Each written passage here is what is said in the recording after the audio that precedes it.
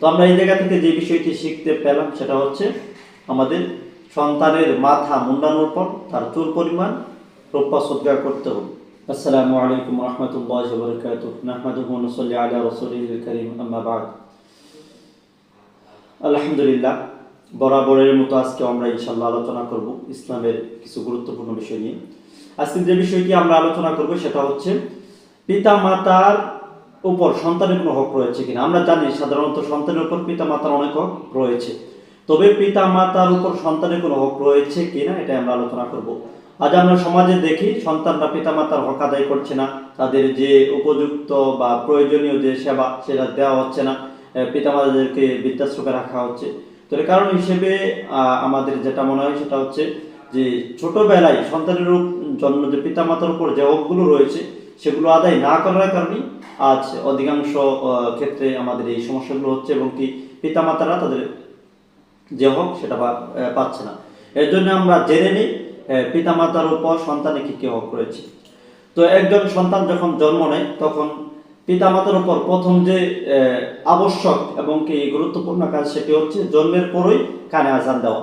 সন্তান দুনিয়াতে আসার পর গোসল দিয়ে পরিষ্কার করে তার ডান কানে আজান দেওয়া, ছেলে হোক অথবা মেয়ে হোক, এটি পিতামাতার উপর একটি গুরুত্বপূর্ণ দায়িত্ব। হযরত আবু রাফি রাদিয়াল্লাহু তাআলা আনহু থেকে বর্ণিত, তিনি বলেন আমি রাসূলুল্লাহ সাল্লাল্লাহু আলাইহি ওয়াসাল্লামকে হাসান ইবনে আলীর কানে আজান দিতে শুনেছি। সুনানে আবু দাউদের হাদিস। অর্থাৎ আমরা যে বিষয়টি বুঝতে পারলাম সেটা হচ্ছে সন্তান হওয়ার পরে মেয়ে অথবা ছেলে যাই হোক হওয়ার পর সাথে সাথে আমাদের তাদের কানে আজান দিতে, ডান কানে আজান দিতে হবে। দুই নম্বর যে সুন্নাহ রয়েছে, দুই নম্বর যে হক রয়েছে সেটা হচ্ছে জন্মের পর সন্তানের জন্য সুন্দর নাম নির্বাচন করা।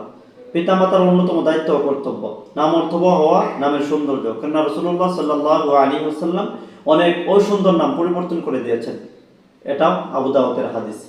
তো আমরা জানি যে আমাদের সমাজে এমন বিশ্রী এবং কি অর্থহীন কিছু নাম রয়েছে, বা এমন খারাপ কিছু অর্থ বহন করে এমন কিছু নাম রয়েছে যে আর একটা হাদিস দ্বারা আমরা জানতে পারি যে আসলে নামের একটা প্রভাব রয়েছে।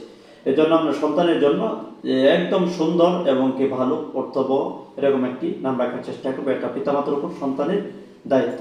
3 নম্বর যে সন্তানের প্রাপ্য অধিকার সেটা হচ্ছে জন্মের পর আকিকা করা। সন্তানের আকিকা রক্ষা করা ইসলামী সাংস্কৃতিক অন্যতম বিষয়।